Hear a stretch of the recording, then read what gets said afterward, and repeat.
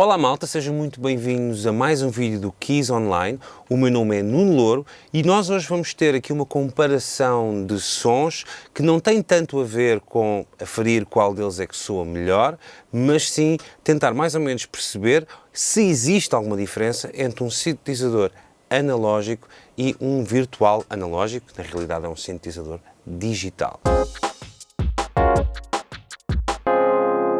Se calhar, se nós recuarmos até aos anos 80, nós conseguiríamos sentir muitas diferenças entre aquilo que era o digital na altura e o analógico dos grandes sintetizadores analógicos, como o Prophet original ou como o Oberheim, etc. Acontece que, nos dias de hoje, os sintetizadores digitais evoluíram de tal forma a conseguirem chegar cada vez mais perto dos sintetizadores analógicos e então, por causa disso, eu achei interessante fazer aqui esta pequena comparação. Não vai ser um vídeo muito longo, vai ser um vídeo só para nós conseguirmos perceber aqui algumas diferenças entre estes dois teclados.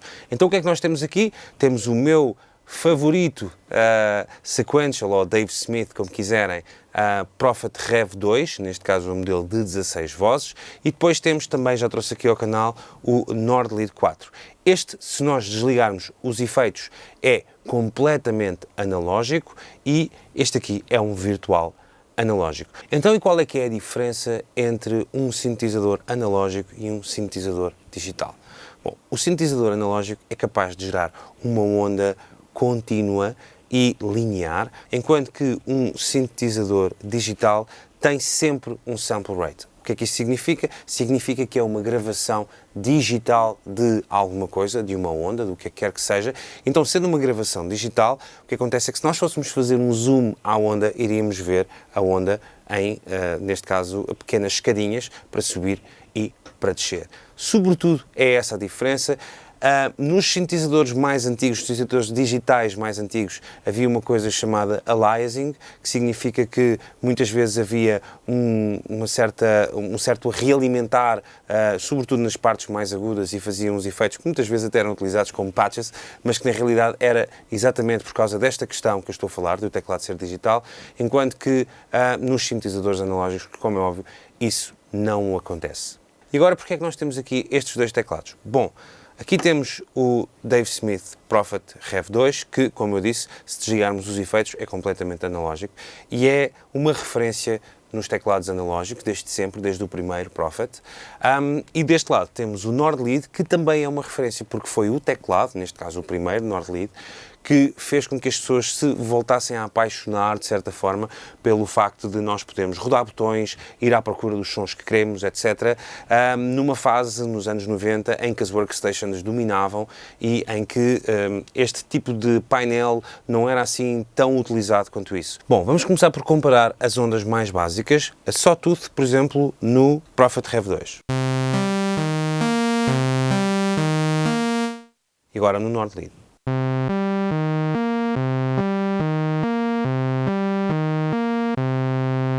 Agora vamos comparar, por exemplo, a Triangle Wave.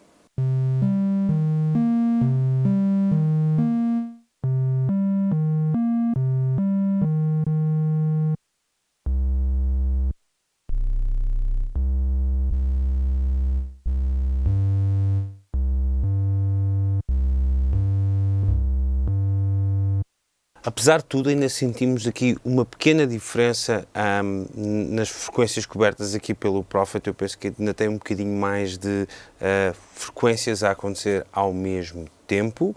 E agora gostava de criar aqui, por exemplo, um pad utilizando os dois osciladores a fazerem a Sawtooth nos dois teclados para nós ouvirmos exatamente as diferenças.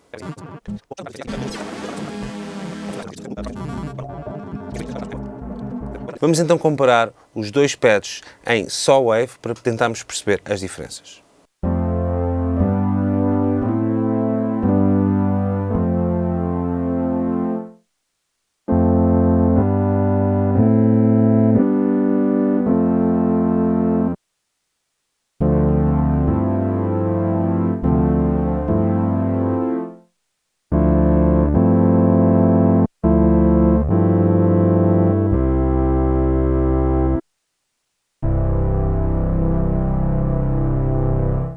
Bom, eu diria que se nota bastante a diferença entre este pad no analógico e no digital. No analógico soa sempre um pouco mais quentinho, tem sempre as frequências um bocadinho mais redondas e nós conseguimos sentir bastante, por exemplo, em relação aqui ao digital, a diferença. Acontece que eu no digital perdi ainda algum tempo a tentar, com a resonance e com a frequência, tentar chegar a algo parecido. Se eu fosse colocar os knobs exatamente iguais, então a diferença ainda seria maior.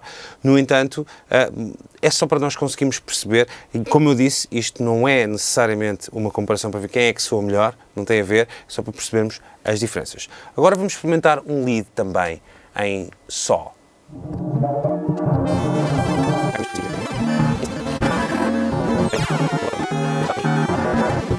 Bom, vamos então ver como é que fica um Só lead no Prophet.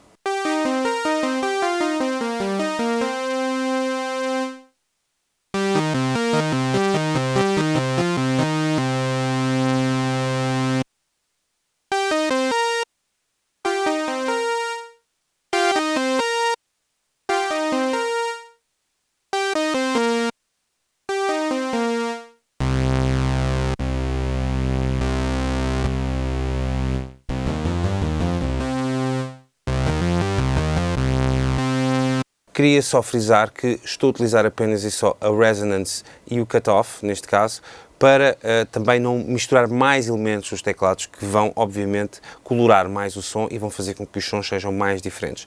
Neste caso, estou a tentar ir buscar estes sons apenas e só utilizando esses, neste caso, o filtro e a ressonância. Vamos comparar um som de baixo. Eu fiz com a onda Só no primeiro oscilador e com a onda Triangle no segundo, e no Prophet o resultado é este.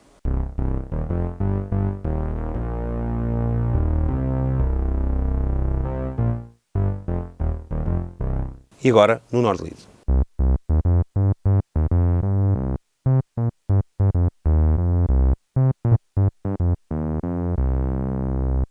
Também conseguimos perceber bem a diferença aqui. Mais uma vez, este tem mais coisas a acontecer e é uma diferença ainda substancial. E agora vamos experimentar abaixar uma oitava nos dois, a ver o que é que acontece.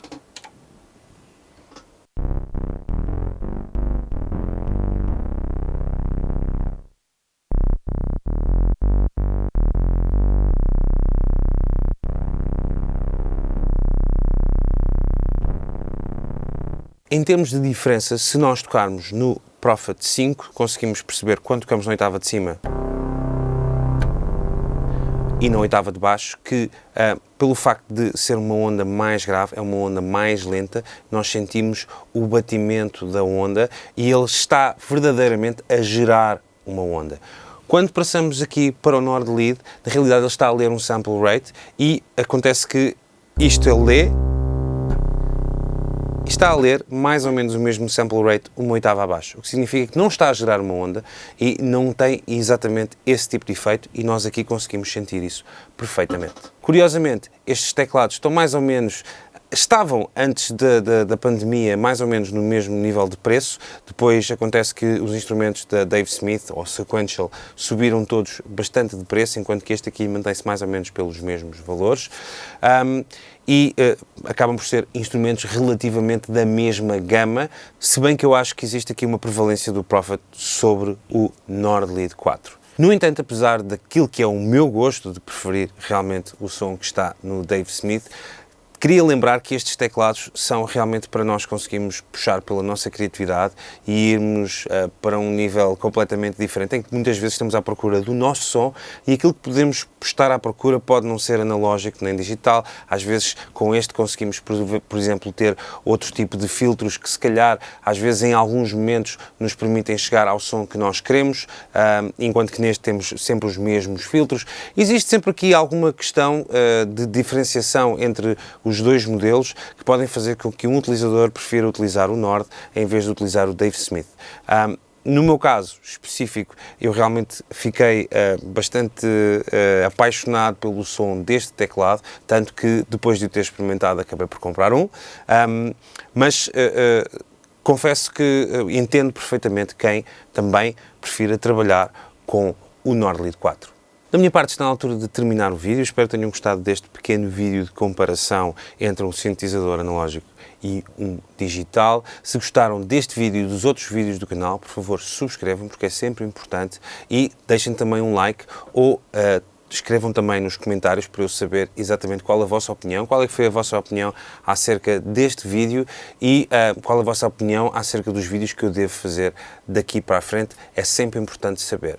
Da minha parte, agradeço muito o tempo que despenderam a ver o vídeo e até ao próximo vídeo, malta.